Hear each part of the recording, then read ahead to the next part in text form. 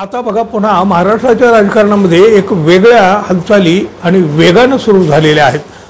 मागचा रस्ता बंद, पुढे सगळा अंधार, शिवाय ईडीकडे असलेल्या फाईल्स पेंडिंग तर आहेत ना हो.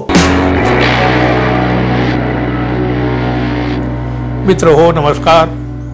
विधानसभा निवडणूक झाली आणि नंतर महायुतीमध्ये एकनाथ शिंदे यांचं महत्त्व कमी झालेलं आहे.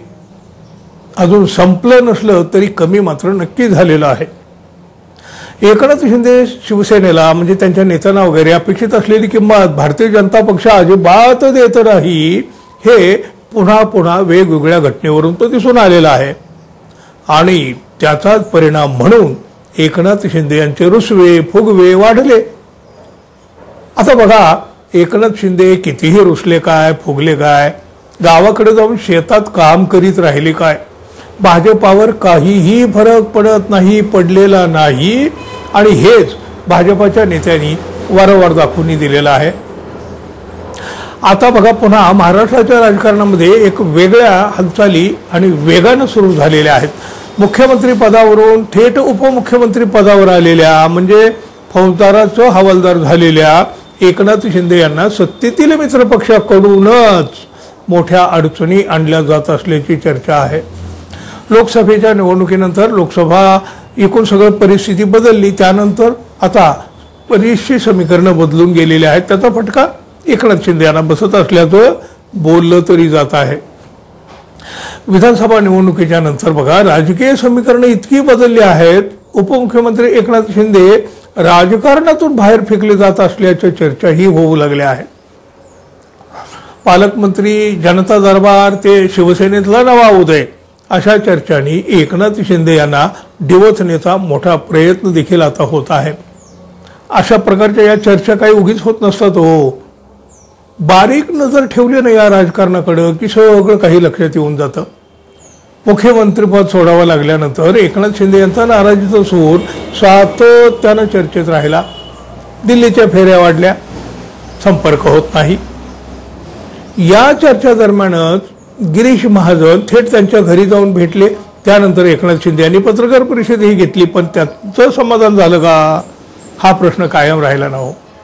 मंत्रिमंडळ विस्तारातही त्यांना फारसं महत्त्व मिळालं नाही. शिवसेनेच्या माजी मंत्र्यांना संधी दिली नाही. मुख्यमंत्रीपद तर मिळालंच नाही, पण गृहमंत्रीपदही फडणवीस यांच्याकडंच राहिलं.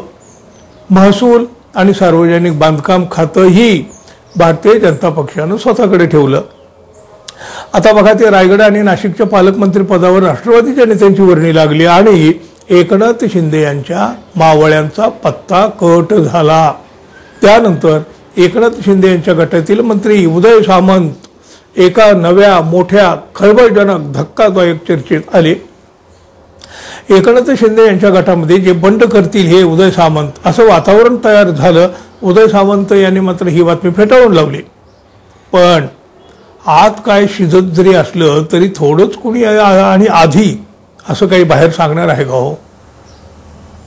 उद्योग मंत्री उदय सामंत हे मुख्यमंत्र्यासह दावोस दौऱ्यावर गेले आणि शिवसेनेमध्ये नवा उदय होणार अशा प्रकारच्या चर्चाला उधाण आलं. सामंत हे 20 आमदारांसह वेगळा गट काढणार का, म्हणजे एकनाथ शिंदे यांची शिवसेना पुन्हा फुटणार का, अशा प्रकारच्या चर्चा रंगू लागल्या. आणि यावर उदय सामंत यांनी परदेशातूनच खुलासा केला आणि या चर्चांना पूर्ण विराम देण्याचा प्रयत्न केला.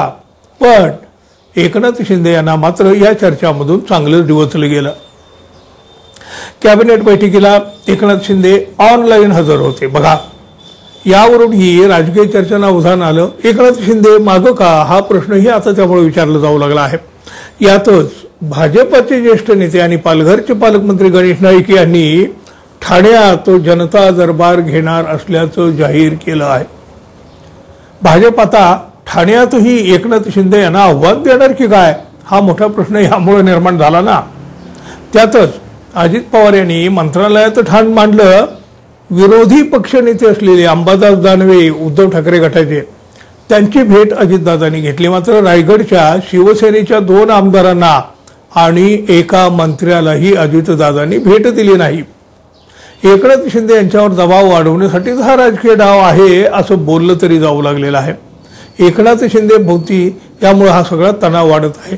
भाजपाने ठाण्यात वेगळीच खेळी सुरू केली.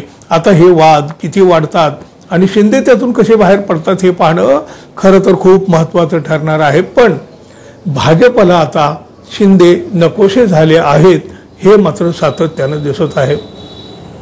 बघा, काहीही न बोलता एकनाथ शिंदे यांच्याशी डावपेचाचं राजकारण पद्धतशीरपणे खेळलं जात आहे.